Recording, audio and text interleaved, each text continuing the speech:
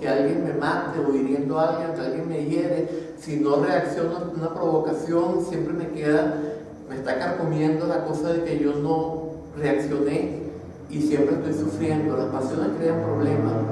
Yo me apego a alguien y si esa persona se muere o me deja, sufro muchísimo. Siempre las pasiones crean problemas y por encima de todo ratifican la ilusión de que hay un sujeto separado de un objeto, porque toda pasión no es una actitud, un sujeto sin un objeto, que es el segundo tipo de avidya. Entonces le dan más fuerza a la avidya y sostienen el samsara.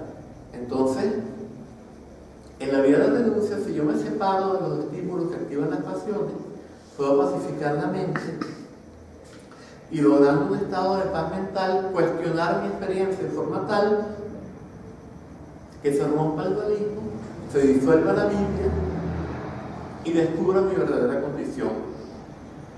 Pero es muy lento. El ejemplo que dábamos en el programa de radio, si me dicen no pienses en un mono, en que estoy pensando en el mono. Si yo tengo que alejarme de todos los estímulos del mundo, los voy a tener en la parte de atrás de la mente, voy a estar siempre pensando en ellos. En el monasterio voy a estar pensando en ellos, en el bosque voy a estar pensando en ellos. En el monasterio pues terminan reproduciéndose todas las cosas del mundo. Empieza la competencia entre dos monjes, uno quiere crearle problemas al otro porque para que no parezca que él es mejor que él. Todas las cosas que pasan en el mundo se reproducen en el monasterio. En la selva tenemos otro tipo de problemas. Y además, ¿de qué vivimos en la selva? En el pasado se podía vivir a lo mejor recogiendo frutos silvestres, como los sharamanas de la primera época del budismo, pero hoy en día eso verdaderamente que no es factible y siempre estamos encontrando gente, no hay un sitio donde podamos retirarnos verdaderamente. En otras palabras, la vida de renuncia en general no es factible en nuestra época y aunque fuera factible es una vía muy larga. Por eso se dice en el Mahayana que la iluminación, el despertar, la budeidad se alcanza al cabo de 3 ciclos cósmicos temporales inconmensurables. Bien, en la vida de transformación se dice, las pasiones son como leña, la sabiduría como fuego. Mientras más leña, más fuego. Entonces el principio allí es diferente. Yo no me alejo del mundo. Yo uso la intensidad que me da la pasión para transformar la pasión en sabiduría. Toda pasión es originalmente sabiduría. ¿Cómo es esto? ¿Cómo es que toda pasión es originalmente sabiduría? Bueno, por ejemplo, si yo estoy ahorita distraído acá pensando en los pajaritos, lo que yo tengo que hacer mañana, y viene alguien a agredirme, en el primer instante está esa persona allí con esa cara descompuesta. Yo ni siquiera me siento separado de él en el primer instante que él se me viene encima. En el segundo instante tengo total claridad. Se disuelve, en el primer instante se disolvió todo pensamiento, incluso el que crea la dualidad del sujeto y del objeto. En el instante siguiente surge el sujeto y el objeto, pero todavía tengo total claridad porque tengo que poder defenderme si él me ataca. Si no peleamos, entonces, o si me empieza a insultar en vez de venirme a golpearme, ahí viene el pensamiento. Pero que si se ha creído que a mí me va a venir a ofender de esta manera, y entonces allí el estómago se retuerce, por así decir. Quizás Jorge nos podría explicar qué pasa ahí a nivel de neurotransmisores, etcétera, ¿no? Pero bueno, para hacerlo breve, me sube la tensión arterial, me angustio muchísimo, sufro. El cerebro reptiliano. ¿Ah? El cerebro reptiliano. Entra el concepto. Si entra el concepto reptiliano, me le voy encima al señor quién sabe si uno mata a otro si nadie gana, porque si uno mata a otro, el otro va para la cárcel. Si uno hiere a otro, el que es herido va al hospital y el otro a la cárcel. Con suerte, ninguno de los dos sale muy mal herido, pero siempre sale. O sea, nunca nadie gana. Y uno siempre se queda insatisfecho. Entonces, bien, Si este primer momento es un momento de menor error, de menor avidia, en el primer momento ni siquiera había dualidad del sujeto y del objeto. En el segundo momento se habían ido todos los pensamientos distrayentes. Y solamente después, cuando vino esta idea de que, ¿pero qué se ha creído este? O si me tomó el cerebro reptiliano, en ese caso, ahí surgen los problemas. Pero primero una sabiduría. Esa sabiduría se transforma en pasión, que crea problemas. Si yo tengo un objeto de deseo erótico, en el primer momento es sabiduría discriminante. Eso se llama, la de la ira, se llama sabiduría cual espejo, o también claridad. ¿Por qué? Porque refleja perfectamente la situación que es necesario para poder defenderme. Si yo tengo deseo erótico, un objeto de deseo, ¿qué pasa? Entonces allí es sabiduría discriminante, porque nadie tiene deseo erótico hacia el reloj que está allá en la pared, ¿verdad? Es una sabiduría discriminante que me dice, ese es un buen objeto erótico para ti. Si te unes con este objeto erótico, puede pasar algo bueno. Pero entonces viene toda una cantidad, todo este mecanismo que decíamos, de que entonces queremos empezar a incrementar el placer, entramos en toda esta dinámica, entra la dualidad del sujeto y el objeto, surge el apego. Entonces no solo esto, sino que como esa persona, cuando yo la vi, nos miramos a los ojos y flotamos un poquito, tuvimos una inyección, una secreción de endorfinas y flotábamos. Entonces yo empiezo a tratar de tener esta secreción de endorfinas otra vez, empiezo a querer estar juntos. A lo mejor a ella le pasó lo mismo, empezamos a cortejarnos y entonces por un momento a lo mejor flotamos, pero esa secreción no duró más de 3 años. Entonces, pero aún si durara más de 3 años, llega un momento en que no solo queremos flotar, sino que empezamos a querer llenar nuestro vacío que surge de esta sensación de ser separados del todo con el valor que la otra persona proyecta sobre nosotros.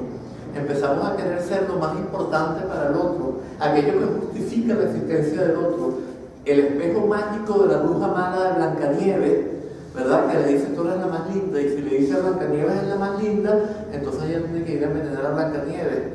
Ahí surgen los problemas. Entonces el primer momento es sabiduría, y así pasa con todas las pasiones. El orgullo es sabiduría con espejo. Yo sé que somos lo mismo, pero yo quiero sentirme mejor que el otro. El primer momento es que somos lo mismo. Por ejemplo, los celos, la envidia, la intriga, en el primer momento es sabiduría que todo lo logra, pero yo quiero una posición mejor que la del otro y empiezo a utilizar esa sabiduría que todo lo logra, mal utilizarla para poder ir por encima del otro. Entonces, todas las pasiones son transformaciones de sabiduría. Se trata de retransformar las pasiones en sabiduría. Entonces ahí está, por ejemplo, la famosa relación tántrica. Uno se une con una pareja tántrica no para buscar un momento fugaz de placer, buscar intensificar un poquito el placer, sino para lograr un estado de placer total, aplicando al mismo tiempo una visualización, una experiencia de claridad total. Y cuando el incremento del volumen energético del que depende la amplitud de la conciencia, el volumen de energía que entra a los centros superiores del cual depende la amplitud de la conciencia, entonces una experiencia de vacuidad. ¿Qué significa esto? De insubstancialidad. Por ejemplo, normalmente cuando yo tomo algo como figura, yo siento que eso está en sí mismo separado. Pero si yo tengo un estado como el del niño, como el estado de sentimiento oceánico del niño, entonces ya se hace evidente que eso no es separado. Eso se llama vacuidad. Vacuidad es no encontrar lo que yo espero encontrar en algo. El vaso está lleno de aire, pero para mí está vacío porque no tiene agua. ¿Por qué? Porque lo que yo espero encontrar en el vaso es agua. Entonces vacuidad es no encontrar sustancia, que es lo que yo espero encontrar en todas las cosas. O sea, autoexistencia, que existe en sí mismo y por sí mismo, y sea en sí mismo y por sí mismo aquello como lo cual yo lo percibo. Por ejemplo, un foco, una cámara de video, etc. O de vídeo, como dirían en España. Y, bien, entonces,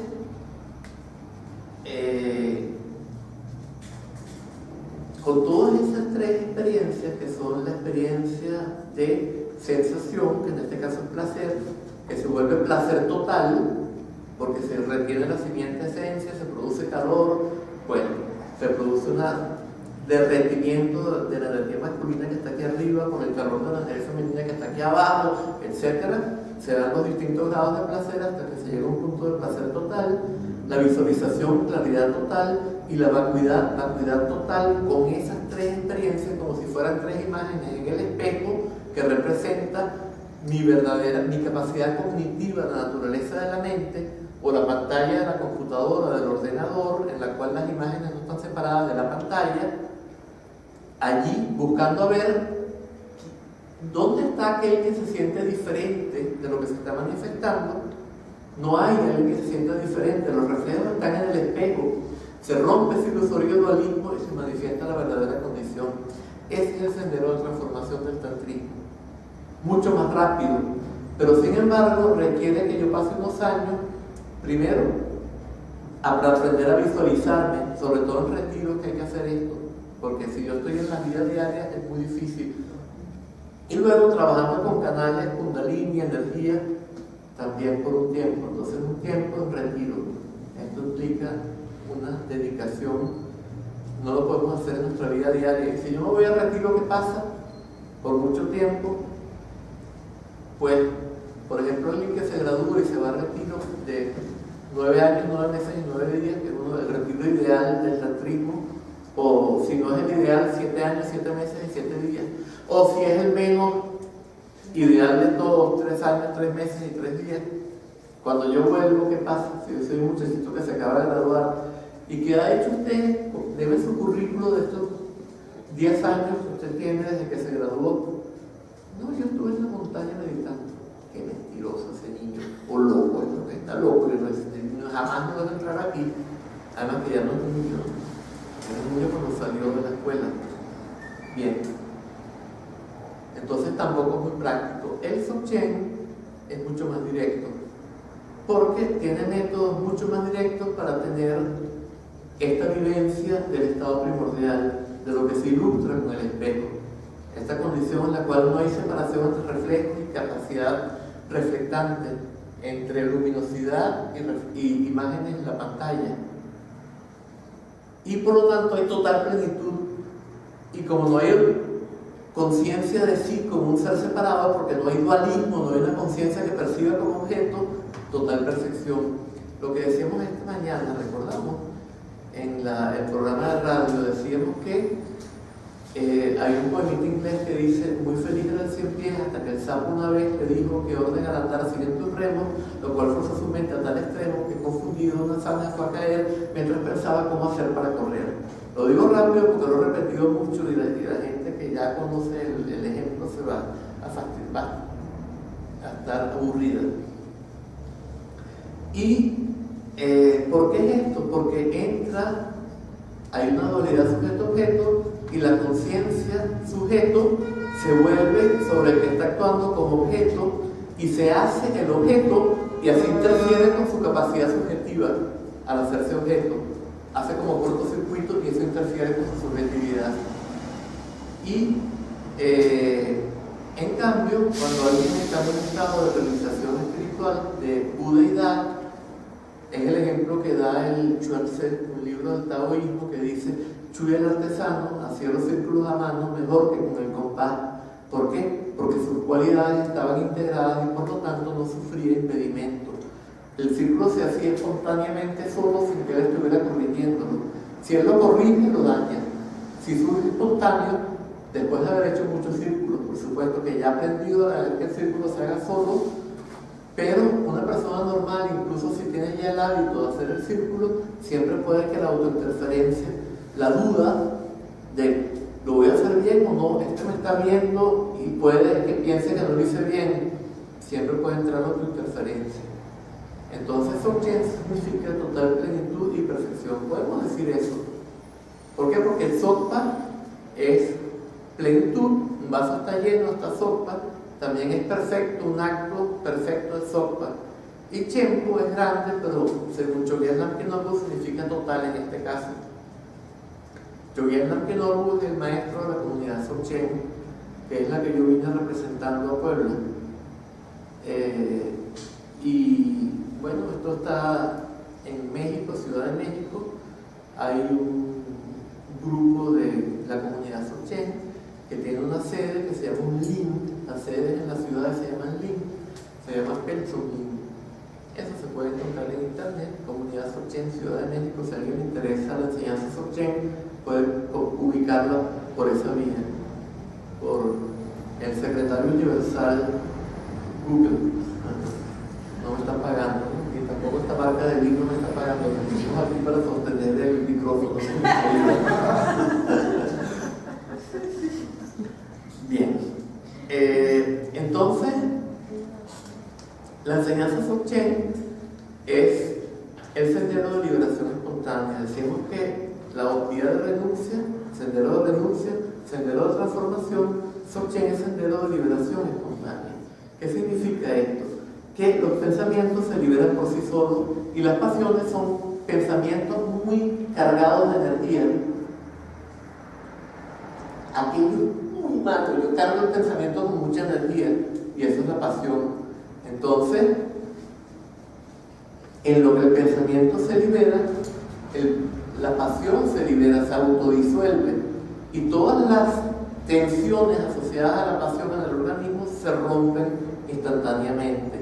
Eso es lo que es característico de la enseñanza Dzogchen, la liberación espontánea. Eso es lo que la distingue. Por eso es la más rápida. Primero porque ya explicamos por qué eran lentas las otras dos vías, porque eran más lentas. Pero hay una cosa todavía más evidente. La verdadera liberación solo puede ser asánscrita. Eso lo dicen todos los vehículos budistas, del Hinayana al Dzogchen, todito. Entonces, asánscrita, que no es creada, hecha, producida, intencional, condicionada o compuesta.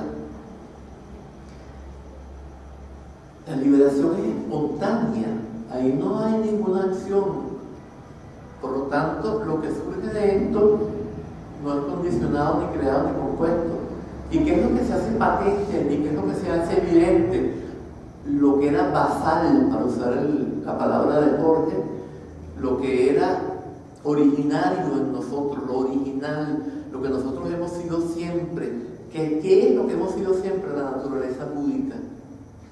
Ya en acto, no como una semilla que puede transformarse en un árbol si la regamos y tiene calor y tiene luz y tiene humedad, ya humedad dijimos, tierra, etc.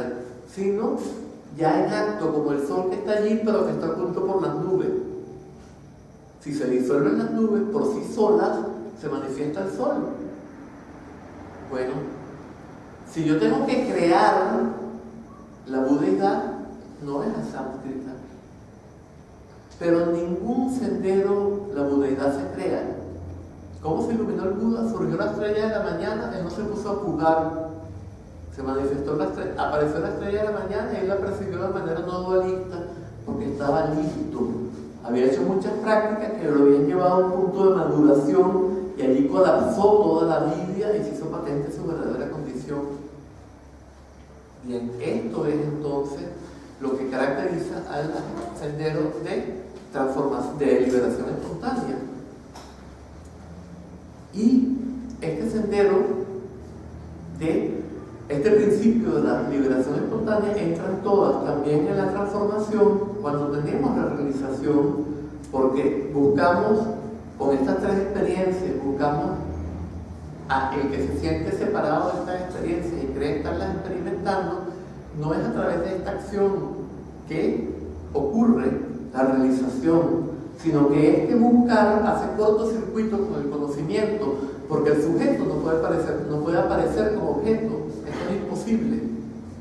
El sujeto no puede aparecer como objeto. El sujeto es aquello que está consciente del objeto. Si trata de aprehenderse a sí mismo como objeto, hace cortocircuito el conocimiento y colapsa. Entonces ahí no hay nada creado, sino que se produjo un cortocircuito y colapsó la vida por sí sola, liberación espontánea. Entonces en todos los vehículos de la liberación espontánea, pero en unos tarda más porque no todos los métodos que se aplican no son originariamente acordes con la liberación espontánea. Entonces la liberación espontánea se obtiene por una vía de, ¿cómo se dice? Parábola, no viene la palabra precisa, por una vía muy indirecta. En la sendero de transformación, un poco más directa, pero sin embargo también indirecta. Pero en el Dzogchen, el método es directo desde el comienzo. Entonces, esto es lo que caracteriza el Dzogchen. La vida de renuncia comienza con nuestra condición dualista, sufriente. ¿Por qué sufriente? Ya lo explicamos. Siempre carencia de plenitud, siempre incompletud, a veces placer, pero cuando tratamos de disfrutarlo se nos escapa, a veces sufrimiento, pero cuando lo rechazamos se exacerba. Eso es el samsara con su dukkha, su sufrimiento que le es inherente, surge de la avidia, surge del error. Bien. Entonces, pues, el Dzogchen, justamente desde el comienzo, aplica el método, un mecanismo que es la liberación espontánea, y por eso es mucho más directo. Luego, también sucede que después del primer nivel de práctica se manifiesta un nivel en el cual uno hace práctica, en el cual se manifiesta la luminosidad y aparecen visiones, pero son visiones que no permiten la manifestación del dualismo. Entonces cada vez que parece que hubiera un sujeto conociéndola, crea un mecanismo que disuelve ese sujeto y hay una intencionalidad de energía muy fuerte y una intensidad de vivencia muy fuerte. Entonces